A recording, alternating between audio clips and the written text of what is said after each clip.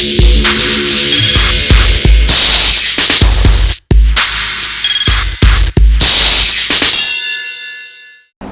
युवा साथियों, मैं अविनाश पाड़ा ट्रैवल अड्डा के एक नए एपिसोड में आप सभी का हार्दिक स्वागत करता हूं।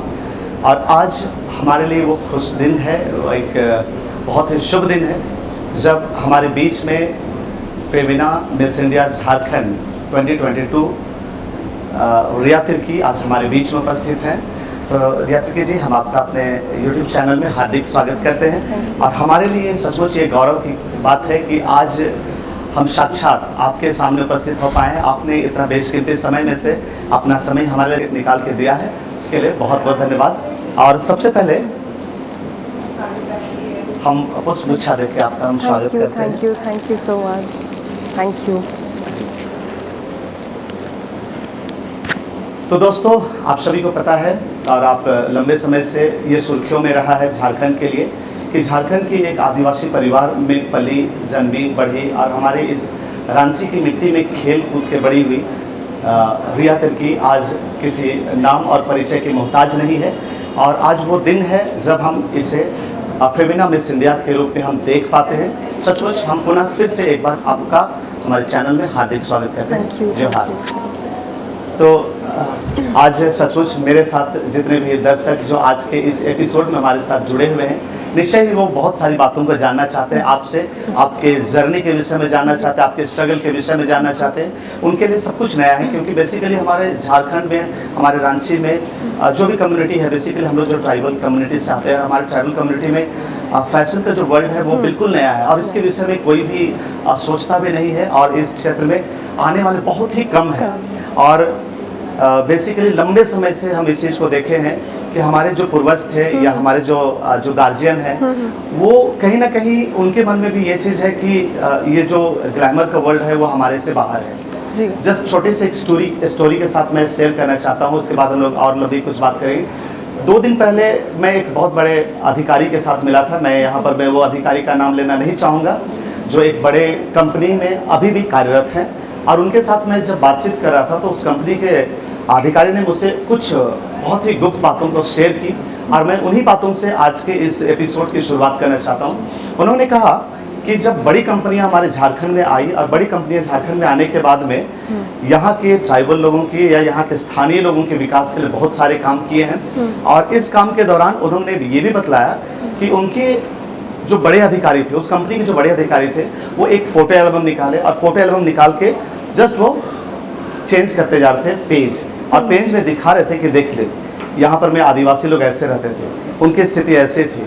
कंपनी के आने के बाद में ये परिवर्तन आया, कंपनी के परिवर्तन में ये परिवर्तन आया, बहुत सारी परिवर्तनों को उन्होंने दिखाया। और लास्ट उन्होंने क्या कहा, अब तो यहाँ के आदिवासी लड़की लोग पार्लर भी जाने लगी।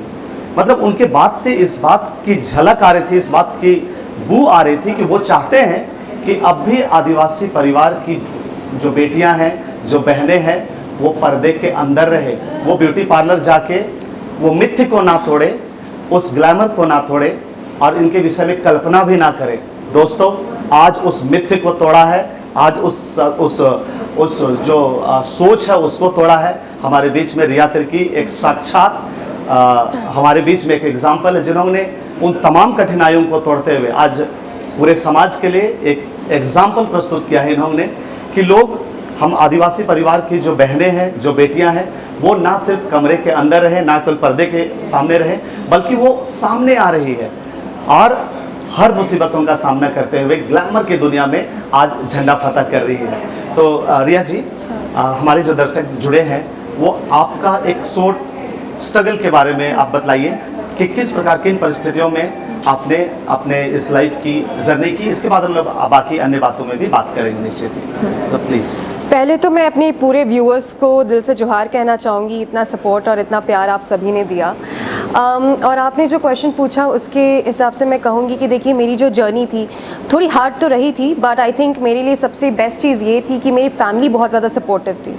जब पहले बार मेरे मम्मी पापा को बताया कि मैं इस फील्ड में आना चाहती हूँ, मॉडलिंग के फील्ड में आना चाहती हूँ, मैं ब्यूटी पैजेंट्स में कम्पीट करना चाहती हूँ, तो कभी भी मुझे कोई रेस्ट्रिक्शन फेस करने को नहीं मिला।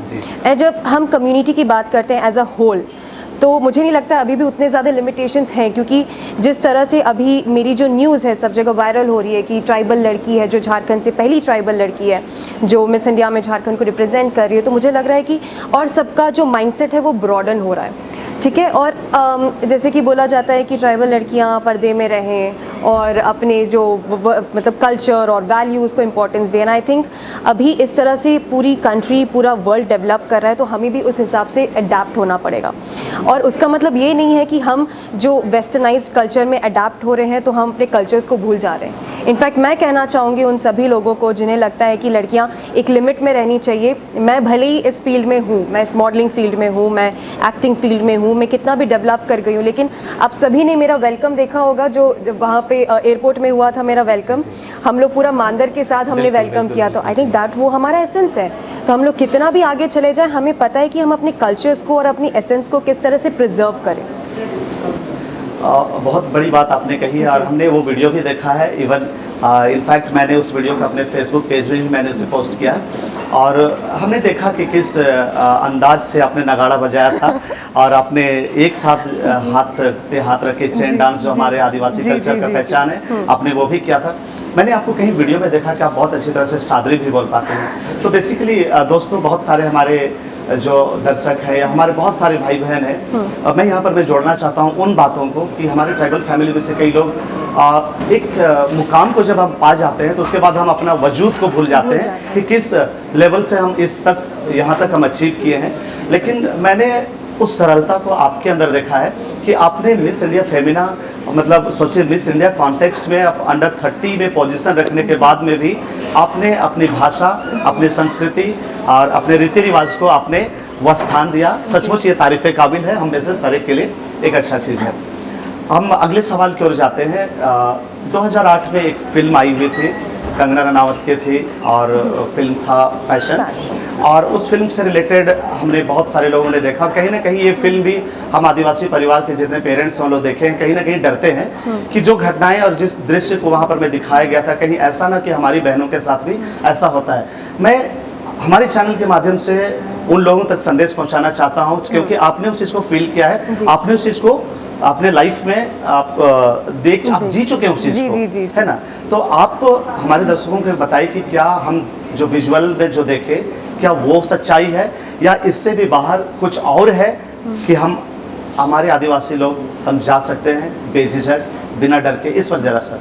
जी जी जी, तो आई थिंक जो फिल्में होती हैं जो हमारी सोसाइटी में बनती हैं उनका बहुत बड़ा रोल होता है, क्योंकि जो फिल्में हम देखते हैं कहीं ना कहीं हमें बहुत सारी इन्फॉर्मेशन मिल जाती है। जैसे कि फ़ैशन इंडस्ट्री, हर एक लड़की उस इंडस्ट्री में नहीं जा पाती, भले कि वो एम रखती हैं कि मैं इस इंडस्ट्री में जाऊँ, लेकिन अनफॉर्चुनेटली सबको वो चांस नहीं मिल पाता है। तो हो सकता, हाँ, फ़ैशन इंडस्ट्री में थोड़ा डर्टी साइड दिखाया गया है, ऐसी स्ट्रगल हाईलाइट की गई है, बट मेरा जितना एक्सपीरियंस है, आई थिंक मैं 2015 से हूँ इस फील्ड में, तो अगर हम अपने तरफ से सही हैं, अगर हम सही डिसीजंस ले रहे हैं, सही लोगों के साथ हम काम कर रहे हैं, तो ये सब चीज़ें कभी हमें इम्पैक्ट नहीं कर सकती।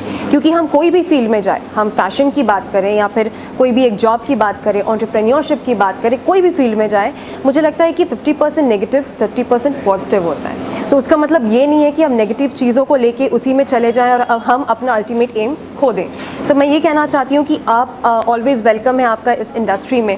हमारी ट्राइबल लड़कियाँ, आई थिंक उनमें मैं एक चीज़ हाईलाइट करना चाहूँगी, हो सकता है कि हमारा कॉम्प्लेक्शन थोड़ा डस्की है, हमारे फेस फीचर्स थोड़े अलग है, बट आई थिंक वो हमारी यूनिक चीज़ है एंड आई थिंक वो उस चीज़ को हमें सेलिब्रेट करना चाहिए। तो मैं कहती हूँ इनफैक्ट बहुत सारी लड़कियाँ आए हमारे कम्युनिटी से, इनफैक्ट ब्यूटी पैजेंट्स में आए, इस मॉडलिंग इंडस्ट्री में आए, एक्टिंग इंडस्ट्री में आए, और कुछ भी चीज़ आपको ऐसा डिफ़िकल्टी या फिर आपके लाइफ में कभी भी हिंड्रेंस नहीं हो सकता है। अगर आप अपने ऊपर बिलीव रखते हैं तो सब कुछ पॉसिबल है।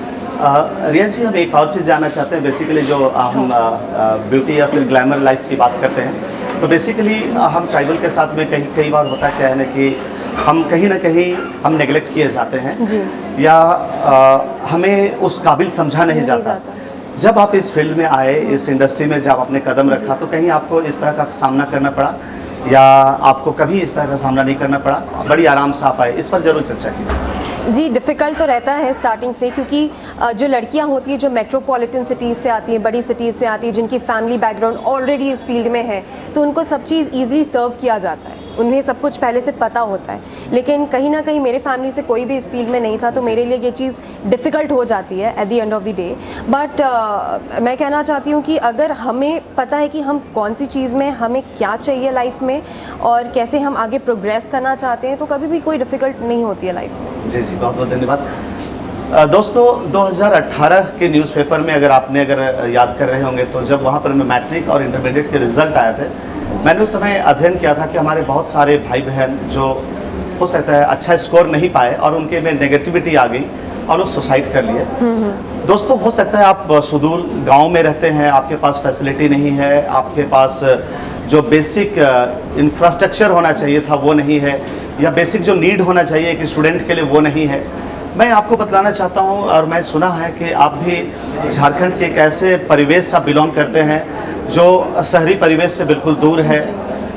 सिमडेगा ज़िला के अंतर्गत बानो है, और बानो के आसपास मैं गया हूं कई बार, वहां देखा हूं कि वो जो है बिल्कुल कटा हुआ एक क्षेत्र है, और वैसे क्षेत्र से ग्लैमर की दुनिया में आना शायद कोई कल्पना भी नहीं कर सकता, बिल्कुल एक नया चीज़ है। और आपने उस परिस्थिति में रह के, उस परिवेश में रह के आपने एक नया आयाम को खड़ा किया है, एक नई पहचान बनाई है। तो आपको क्या लगता है, मैं जानना चाहता हूं सिंपली कि क्या हमारे भी और भी बहुत सारे जो दर्शक हैं, बहुत सारे बहनें आज इस वीडियो को देख रही होंगे जो हमारे साथ कनेक्टेड, बहुत सारे भाई होंगे या बहुत सारे यूथ्स होंगे जो कई बार उन्हें फील होता है कि मैं नहीं कर सकता हूँ या पॉसिबल नहीं है, तो उनके लिए क्या संदेश देना चाहते हैं आप? जी, इस मैटर में मैं बोलूँगी कि मैं कहीं ना कहीं लकी थी, क्योंकि खैर मेरा गांव वहाँ पे बिलोंग करता है, बट पापा ने वो एम देखा था लाइफ में। वो हमेशा से चाहते थे कि वो एक गवर्नमेंट जॉब करें, अच्छा खासा उनका इनकम हो। आई थिंक छोटे छोटे ऐसे एम्स रहे हैं पापा के, जैसे वो चाहते थे कि मेरे पास बुलेट हो, मेरे पास गाड़ी हो, तो वहाँ से पापा ने अपना सपना देखा था। तो वो उस गाँव से निकल के जब उन्होंने अपनी पढ़ाई कंप्लीट की, उसके बाद जब वो जॉब सेक्टर में आए, तो आई थिंक वो मेरे लिए बहुत ज़्यादा हेल्पफुल रहा है, क्योंकि मैं हमेशा से बाहर रही, लेकिन हमेशा दिल तो खैर हमारा रांची झारखंड में ही बसता है, लेकिन प्रोफेशन के हिसाब से मुझे हमेशा पापा के साथ बाहर ट्रैवल करना पड़ा, हमारी पूरी फैमिली ट्रैवल करती रही। तो आई थिंक कहीं ना कहीं वो चीज़ ने मेरे ओवरऑल पर्सनालिटी को इम्पैक्ट किया है। बट एज अ होल मैं अगर मैसेज देना चाहूँ तो मैं ये कहूँगी कि सब कोई इतना लकी नहीं होते, सबको इस चीज़ में सपोर्ट नहीं मिलता है। कहीं ना कहीं ऐसा हो जाता है कि एक सर्टेन फेज़ में आके हम भी डाउट करने लग जाते हैं कि आखिर हम आगे करें तो क्या करें। तो मैं ये कहना चाहती हूँ ना कि आप कभी अपने आप को आइसोलेट करके या फिर अपने ही अंदर घुट घुट के ना जिए, क्योंकि आप जितने लोगों से इंटरेक्ट करेंगे, जितनी लोगों से बात करेंगे, और ऐसा हो सकता है कि पॉजिटिव लोगों से बात करें जो ऑलरेडी ड्रिवन है अपने लाइफ में, कुछ करना चाहते हैं, वैसे लोगों से आप इंटैक्ट करें, तो कहीं ना कहीं आपको मेंटली वो सपोर्ट भी मिल जाता है। सो इट्स बेटर कि आप कभी अपने आप को आइसोलेट ना करें। And the best thing is social media में हर एक फील्ड से लेके बहुत सारे प्रोफेशनल हैं सोशल मीडिया में, तो आप उनसे कनेक्ट हो सकता है कि आप अपनी फैमिली, अगर आप फैमिली से क्लोज़ नहीं हो, अधिकतर होता है कि अभी के जनरेशन में अधिकतर हम लोग फैमिली से क्लोज़ नहीं होते, हम सब कुछ शेयर नहीं करते, तो कहीं ना कहीं हमें वो डिसीजन मेकिंग में वो सपोर्ट नहीं मिल पाता है। तो हम जितना इंटरेक्ट करेंगे, जितना सोशलाइज करेंगे, जितनी इन्फॉर्मेशन हम आजू बाजू में गेन करेंगे, उतना हमें सपोर्ट मिलेगा, उतना हमें डिसीजन मेकिंग में सपोर्ट मिलेगा। तो मैं वही टिप कहना चाहूँगी। बहुत बहुत धन्यवाद, आपने बहुत अच्छी तरह से अपनी बातों को रखा। एक और बहुत महत्वपूर्ण बात आपने कहा है इस समय कि आपको अपने फैमिली से बहुत अच्छा सपोर्ट मिला। हाँ जी। आज बहुत सारे जो व्यूअर्स हमारे साथ जुड़े हैं उनको फैमिली से सपोर्ट नहीं मिल पाता है। जैसे कि आपने बतलाया अपने विषय में कि आप निश्चित ही आप गाँव से थे, आप बाहर अपने स्टडी किया। एक चीज़ यहाँ पर हम लोग देखते हैं कि हमारे ट्राइबल फैमिली में से अभी भी बहुत सारे यूथ जो पढ़ाई करके बाहर निकल जाते हैं, जैसे वो रांची से बाहर कदम रखते हैं या फिर मैं कहूँगा झारखंड से बाहर कदम रखते हैं, उन्हें पता नहीं एक वो फील आ जाता है, पता नहीं कि उन्हें लगता है कि हम जिस कम्युनिटी से बिलोंग करते हैं वो कम्युनिटी कहीं ना कहीं नीचे है, और इसीलिए वो अपनी भाषा, अपनी संस्कृति को छोड़ते चले जाते हैं। मैंने सुना है और मैंने आपके इंटरव्यू में देखे हैं, आप फर्राटेदार सादरी भी बोल पाते हैं। आपने बेंगलोर में रहा, आप अभी वर्तमान में मुंबई में रह रहे हैं, और इसके बावजूद भी जो भाषा जिसको आपने अपने बचपन में सीखा, आपके परिवार में सीखा, कहीं आपको ऐसा फील नहीं होता है कि आप थोड़ा ओड फील करते हैं जब भी आप सादरी बोलते हैं तो हमारे जो व्यूवर्स हैं उनको आप बतलाइए कि हमारी जो भाषा है वो एक पहचान है, या फिर आप क्या इस पर क्या फील करते हैं उसके विषय में जरूर। ये इस चीज़ में मैं कहूँगी कि मेरी दादी का बहुत बड़ा रोल रहा है। तो हम लोग ग्रैंड पेरेंट्स का जो रोल होता है आई थिंक लाइफ में बहुत इंपॉर्टेंट है, क्योंकि उनके पास बहुत सारे एक्सपीरियंस होते हैं। तो दादी हमेशा से ही सादरी में बात करती आई हैं, तो उनके कारण ही मैं बचपन से उनके साथ सुनते सुनते मुझे भी सादरी बहुत अच्छे से आ गई। उतना अच्छा से नहीं कह सकती लेकिन मैं बोल लेती हूँ, ये तो मैं कहूँगी। एंड इस विषय में ये कहना चाहती हूँ कि हम यूथ एग्जैक्टली हम जो यूथ हैं we are the true representative of a community, और ये हमारे ऊपर है कि हम किस तरह से अपनी कम्युनिटी को प्रोग्रेस करते हैं, किस तरह से अपने कल्चर को प्रमोट करते हैं। तो अगर हम यही चीज़ से घृणा करेंगे, अगर हम अपने भाषा को आगे नहीं बढ़ाएंगे तो धीरे धीरे करके वो ख़त्म हो जाएगी। तो आई थिंक मेरी ये ड्यूटी बनती है, जैसे कि अभी मैं सारे यूथ के लिए एक आइकॉन बन चुकी हूँ। सब मुझे देख रहे हैं as a role of motivation. वो कहीं ना कहीं मेरी स्टोरी से अपने आप को मोटिवेट कर रहे हैं, और शायद फ्यूचर में भी वो मेरे जैसा करना चाहेंगे। तो ये मेरी रिस्पॉन्सिबिलिटी बनती है कि मैं भी सबको ये मैसेज दूँ कि कितना इंपॉर्टेंट है हमारे लैंग्वेज, हमारे कल्चर्स, हमारे ड्रेसिंग, हमारे एसेंस, हमारे फूड हैबिट्स। तो कहीं ना कहीं इस चीज़ को मैं बहुत ज़्यादा सपोर्ट करना चाहती हूँ, ताकि और भी आगे जाके हमारी और अपकमिंग जनरेशन भी इस चीज़ को सपोर्ट करें। तो रिया जी, मैं अब आगे जाने के चाहूँ और से कि और बहुत बेस मतलब सादरी बोली, तो हमारे दर्शक मन जरूर मन सुने चाहत हो और मुझसे कि मैं तो बोल दिया कि आप सादरी जानते हैं, लेकिन वो मन तनी जाने के चाहत हो कि कैसे या की रकम या किस प्रकार से आप अपने सादरी भाषा को बोल पाते हैं, इसके विषय में जरूर 2 लाइन सादरी में हमारे दर्शकों को जरूर बोलिए। जी, मोए दर्शक मने के दिल से धन्यवाद कहे चाहत हो कि तोर मन कर शुरुआते से इतना सपोर्ट रहे, इतना प्यार तोरे मन दे थी इस मौके, ई मोरले सबसे बड़का चीज़ आहे। और मैं आगे भी जाके झारखंड के लिए बहुत कुछ करे चाहत हो। इखन तो मोए फाइनलिस्ट रहो मिस इंडिया ब्यूटी कॉन्टेस्ट में, लेकिन मैं आगे जाके और भी कंपटीशन में पार्ट लेवे चाहत हो, और इसन होई तो मोए कंपटीशन भी और एक ताज झारखंड के लिए जीते चाहत जरूर। और हमरे के उस समय का इंतजार है हमें पूरे झारखंड में, और ना केवल झारखंड बल्कि पूरे आदिवासी समाज, ना केवल इंडिया बल्कि इंडिया के बाहर भी जाते हमारे आदिवासी समाज कर हम भाई बहन मन ही हमारे घर आसरा है, हमारे घर एक भरोसा है कि रौरे जरूर एक दिन वो मुकाम के पहुँचब और हमरे सब मिलकर के सेलिब्रेट करब, है नहीं। अब हम कुछ और बातों पर हम लोग बातचीत कर लेते हैं, क्योंकि हम झारखंड से रिलेटेड हैं और हमारे यहाँ बहुत सारे लोग हैं जो ग्लैमर के दुनिया में कदम रखते हैं। कल ग्लैमर के कदम के दुनिया में रखने के बाद कहीं ना कहीं उनका नेक्स्ट जो स्टेप रहता है वो फिल्म में, सीरियल में, टेलीविज़न में, उसमें चले जाते हैं। तो मैं ये जानना चाहता हूँ कि झारखंड का जो इंडस्ट्री है, फिल्म इंडस्ट्री, कहीं ना कहीं ये उपेक्षित रहा है गवर्नमेंट की ओर से भी। यहाँ पर में कभी फिल्म नीति स्ट्रांगली नहीं बना है, ना ही यहाँ पर में कला नीति बनी है। इवन मुझे पता चले कि कल या परसों एक मीटिंग हुई है, उसमें शायद कला नीति के विषय में झारखंड सरकार के साथ में बातचीत हो रही है। उम्मीद करता हूँ कि वो कला नीति यहाँ पर में निश्चित बने। तो रिया जी, मैं जानना चाहता हूँ कि ऑब्वियसली आपका स्टेप मेरे ख्याल से लगता है कि कहीं ना कहीं आप फिल्म या इस तरह की इंडस्ट्री में आप आगे आएंगे। झारखंड फिल्म इंडस्ट्री के विषय में आपकी सोच क्या है कि आप भी बाकी आर्टिस्ट के जैसे बहुत सारे आर्टिस्ट यहाँ से करके मुंबई चले जाते हैं, ऑब्वियसली हमारे लिए एक बेहतर भविष्य के लिए हमें जाना जरूरी है, लेकिन झारखंड की इंडस्ट्री के लिए आपका सोच क्या है इसके विषय में? जी, जैसे कि हम साउथ की इंडस्ट्री देखते हैं, जैसे बॉलीवुड इंडस्ट्री जो मुंबई में इस्टेब्लिश्ड है, तो इन सब की इंडस्ट्री का सर्वाइवल इसलिए हो पाया है क्योंकि वहाँ पे बहुत सारे व्यूवर्स हैं, बहुत सारे सपोर्टर्स हैं। तो आई थिंक जो हमारा मेन रिप्रेजेंटेटिव है हमारे कल्चर का, हमारे झारखंड का, इज़ नागपुर इंडस्ट्री। सो जितना हम लोग सपोर्ट करेंगे नागपुरी इंडस्ट्री को उतना और डेवलप होगा, क्योंकि अभी ये एक बेबी फेज में।